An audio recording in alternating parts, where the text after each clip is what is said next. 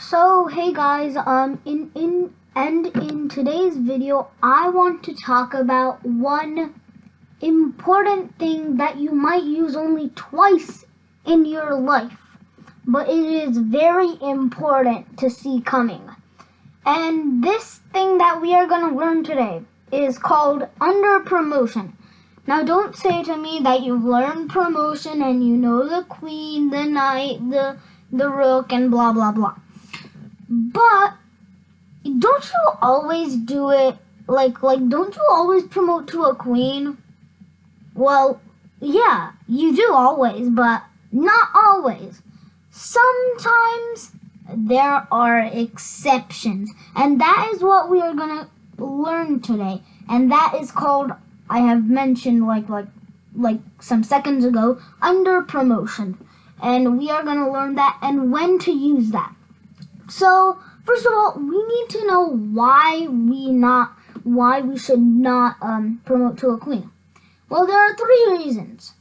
1, to avoid stealing mating the other person.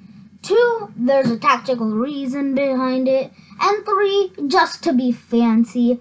I mean, fancy, say this king was castled with his pawns here, and a pawn was, and a white pawn was here when to move it. Well, a queen would checkmate still, like no matter what, a queen would checkmate, but a rook would also checkmate too, so you can also promote to a rook, just to be more fancier. Because a queen actually kind of looks ugly when checkmating back rank, but hey, you gotta do what you gotta do to checkmate the other person. But anyways, we're not going to look at any fancy checkmates or whatever, or other thing. But in this position, what do you think you should do? Well, if you said a queen, you're wrong. And this is the reason behind it. Once this queen happens, it is automatically a draw. You just drew in a winning position. And now what does black do? Black does the incredible rook to c4 check. And now the queen takes, and now it is a stalemate. The king blocks the black king from moving here. And the queen also blocks here, and the king and the black king is not in check, so it is not checkmate, but it is stalemate, and we have just thrown a winning position out the window. So, what is the correct solution here? Well, you promote to a rook. That's right, the rook. Our little friend, or big friend, the rook. He is always waiting. He loves open files, and I think you know a lot about him if you're if you're watching this video.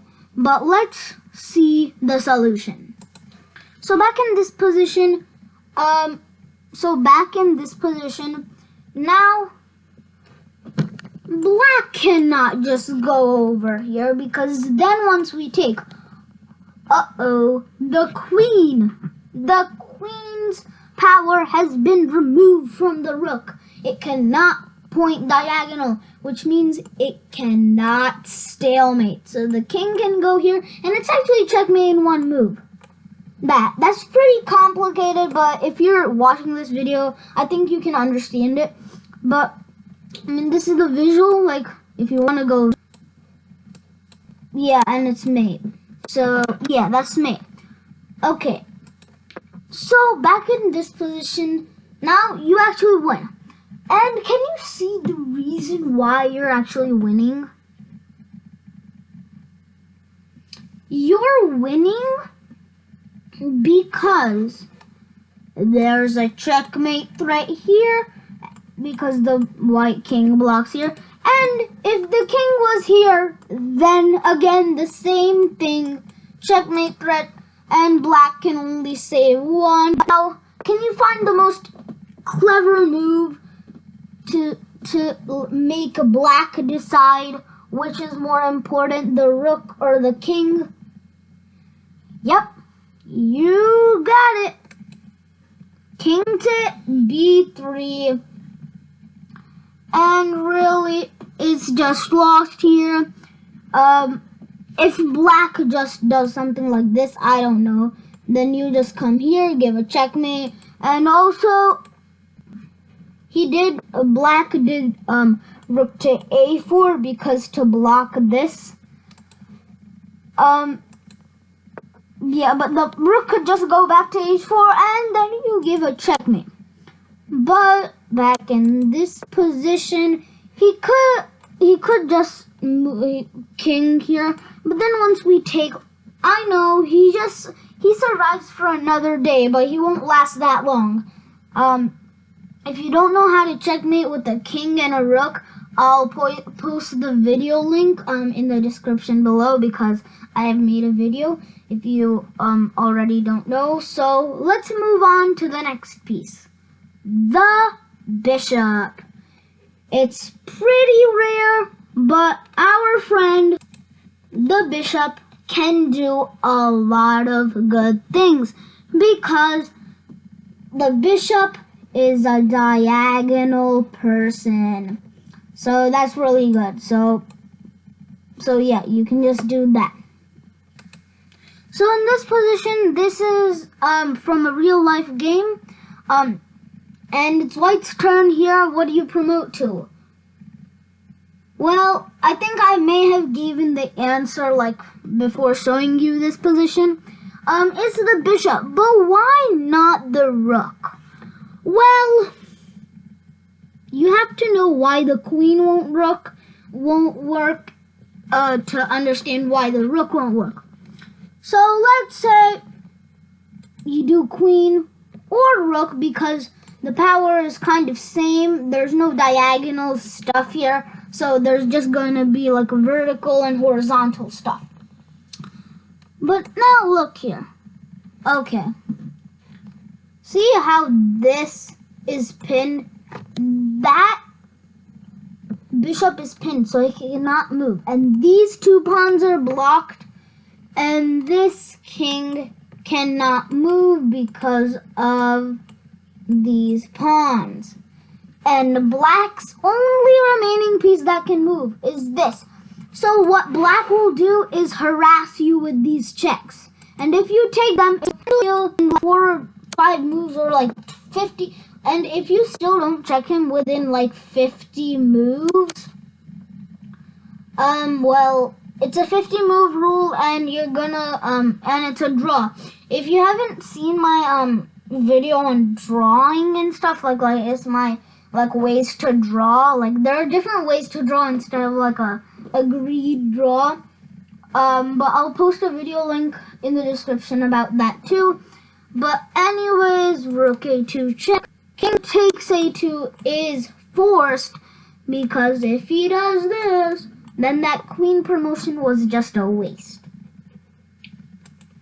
And that's stalemate. So why do we do the bishop? Well, it does not pin. And why do we not do a knight?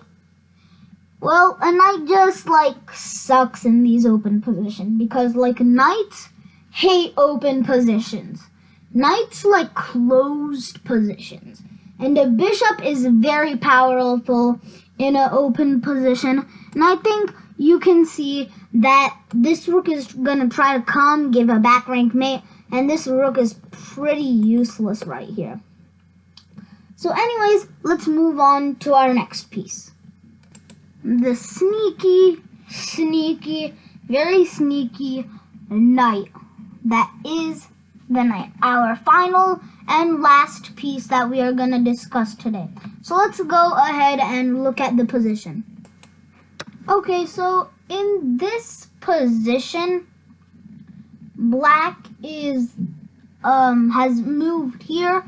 Of course, as you can see, it's already highlighted by chess.com. But, what do we do here now?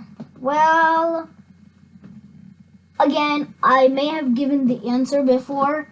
We promote to a knight. And why not a bishop? Why not a queen? Why not a rook? Well, the previous friend that we examined, the bishop, is lurking right here. And we'll take that queen or bishop or rook. So, why do we want a knight? Well, it gives check. And it's pretty, like, closed in this area, like you see. It's pretty closed in this area. Also, this bishop, is doing some use, but not a lot. So, okay. So, what does this do now? Well, the next move is kind of like, we do have this, like, discovered thingy. This was a mistake, like, and we take, and then all, like a lot of moves later, I'm just gonna fast forward to a lot of moves later, right here, like, right here in this position. It is very easy for white to win because white is up a whole minor piece. Wow. And it's pretty simple from here.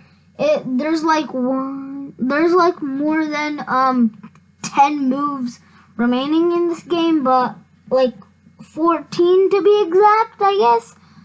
But if you want to see the end, it's this, so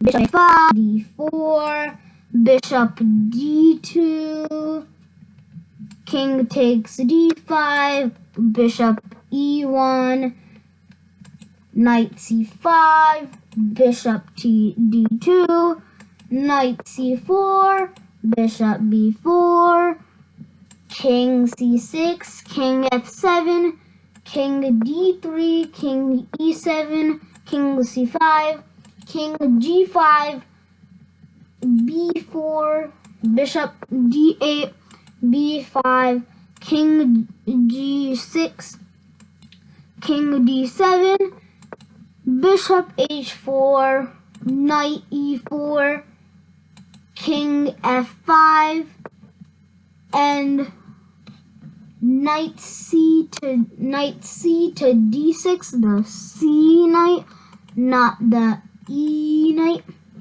You see, like it's e. This is the e file, so it's like